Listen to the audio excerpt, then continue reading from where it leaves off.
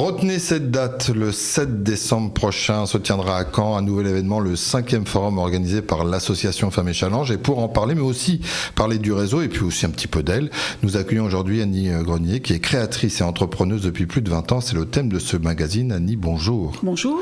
On va dans un instant revenir sur Femmes et Challenge, mais quelques mots tout d'abord sur vous. Certes, vous êtes membre du bureau de Femmes et Challenge, le premier réseau de promotion de l'entrepreneuriat au féminin Made in Normandie. Mais Annie, vous êtes tout d'abord dirigeante de 2 sociétés, notamment dans le domaine de l'électronique, que vous avez créées, ça fait à peine une vingtaine d'années. Mais ce n'est pas tout, vous êtes également élu à la CCI Rouen Métropole et avez quelques responsabilités au sein de l'UNM Rouen-Dieppe, qui est une organisation professionnelle dédiée aux entreprises de la métallurgie sur le territoire en question. Vous cumulez, vous n'arrêtez jamais, vous ne soufflez plus. Vous diriez ça, un homme ? Écoutez, je pense que j'aurais posé la même question, sincèrement. En fait, le but n'est pas de cumuler du tout les mandats. En fait, c'est de saisir les opportunités quand elles se présentent. J'ai eu dans ma carrière des mains qui m'ont été tendues, j'ai été aidée, dans ce que j'ai pu réaliser. Et c'est une manière pour moi de donner en retour. Voilà, j'estime qu'on doit passer le relais, s'effacer quand il le faut. Et en tout cas, au début, donner des représentations, comme on les appelle, des rôles modèles. Alors, je ne me prétends pas modèle, mais au moins donner de la visibilité aux femmes qui entreprennent, notamment dans l'industrie. On est assez peu nombreuses à être représentées en tant que dirigeantes dans l'industrie. L'électronique fait partie de l'industrie. Et il y a un gros secteur électronique en Normandie qui n'est pas très connu. Donc, c'est l'occasion d'avoir un peu cet étendard femmes dirigeantes dans l'industrie. Et de pouvoir effectivement passer le relais et donner la parole aussi aux femmes sur les sujets de l'entrepreneuriat. Mais c'est pas surprenant qu'on vous retrouve dans ces différents réseaux et dans ces différentes représentations importantes, puisque dans votre ADN il y a l'innovation et puis il y a toujours eu cet esprit d'entrepreneuriat. Oui, tout à fait, j'ai toujours eu cette envie d'entreprendre. Dans l'ADN, effectivement, chez Overspeed et ProdAdvance, qui sont les 2 sociétés que je dirige, notre slogan, c'est We Invent Your Future. Donc évidemment, on est toujours en recherche de solutions pour répondre aux besoins de nos clients et des entreprises, et d'inventer, effectivement. C'est pas l'innovation pour l'innovation, c'est trouver.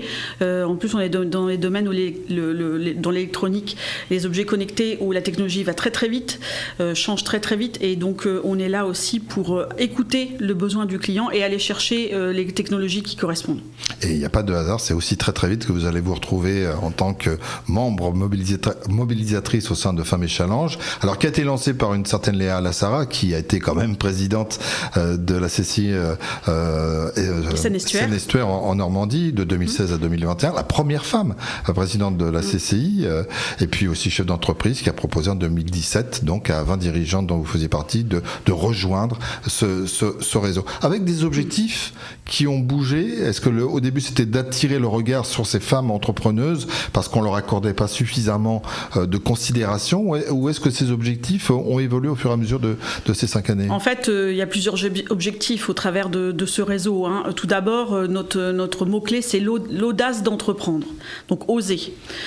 Oser, on s'adresse aux femmes en premier, Femmes et Challenge, évidemment. Dans le nom, tout est indiqué.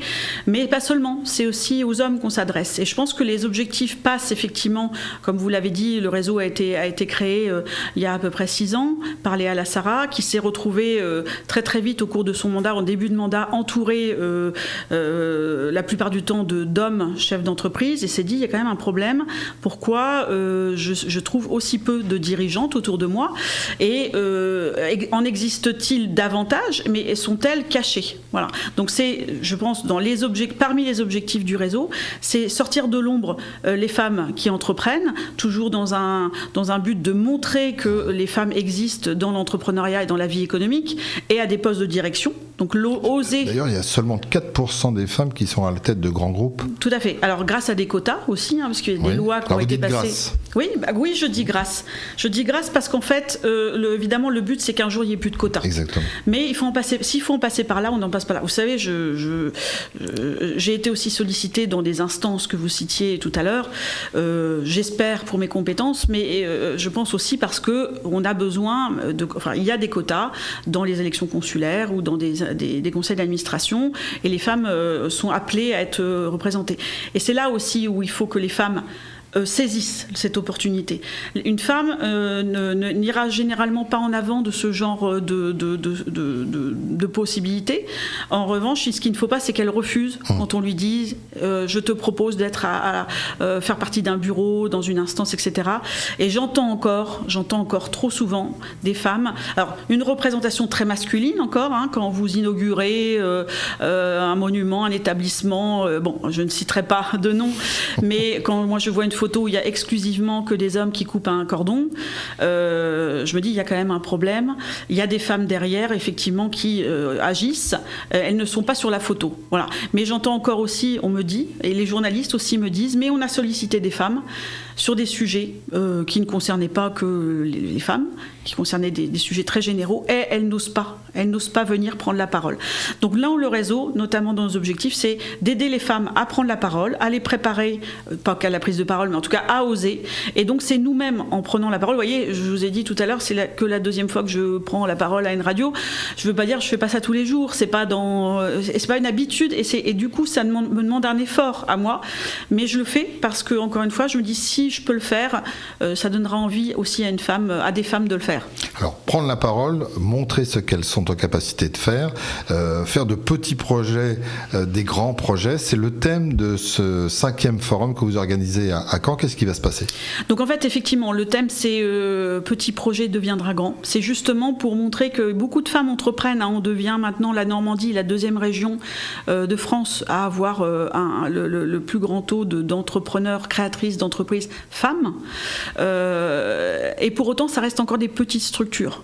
Donc, ou alors on a aussi très peu de femmes qui reprennent une entreprise, parce que être dirigeante, c'est aussi, on peut reprendre une entreprise. Et donc c'est se dire, oui, tu crées ton entreprise, quelle ambition as-tu pour cette entreprise-là ? On sait qu'il y a encore une fois des freins existants ou encore une fois inconscients, de dire je vais pas demander autant pour mon projet. Oui, mais en fait ça bloque le projet derrière, on ne demande pas autant de financement qu'on devrait. Donc c'est ce regard extérieur d'aide, de réseau, d'accompagnement, de conseil qui fait qu'on va lui dire, mais attends, ton projet, il n'est pas genré, ton projet, donc il nécessite telle levée de fonds ou tel financement, pourquoi tu ne demandes pas ce montant-là ? Alors le 7 décembre, il y aura des témoignages de personnalités qui viendront témoigner dans ce sens ? Tout à fait, enfin on va avoir des speakers, comme on les appelle, des personnes qui vont prendre la parole lors de tables rondes ou lors de keynote. Je peux en citer quelques-unes qui sont très connues, qui sont Céline Lazorte, la fondatrice de Litchi, Muriel Pénicaud, qui est l'ancienne ministre du Travail, qui a aussi des choses intéressantes à nous dire, je pense en politique. Isabelle Herman, qui est la directrice générale de KFC France, et notamment aussi Sophie de La Fontaine, qui est la directrice artistique de Longchamp.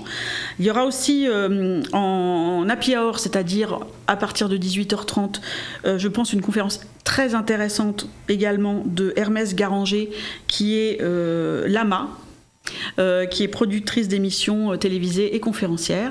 Et nous aurons aussi des hommes qui viendront prendre la parole.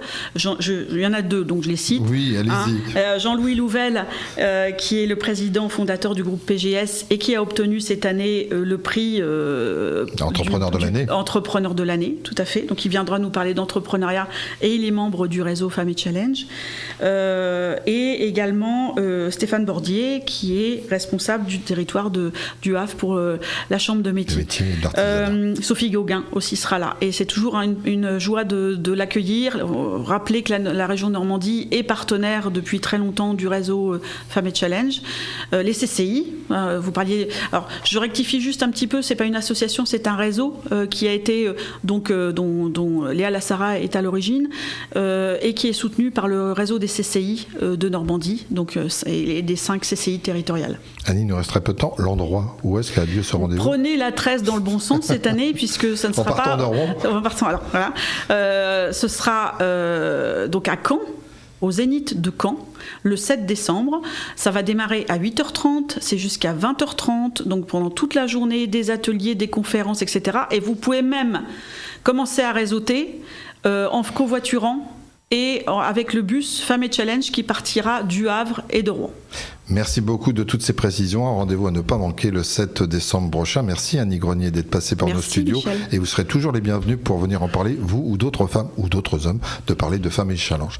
Merci de votre attention. À bientôt.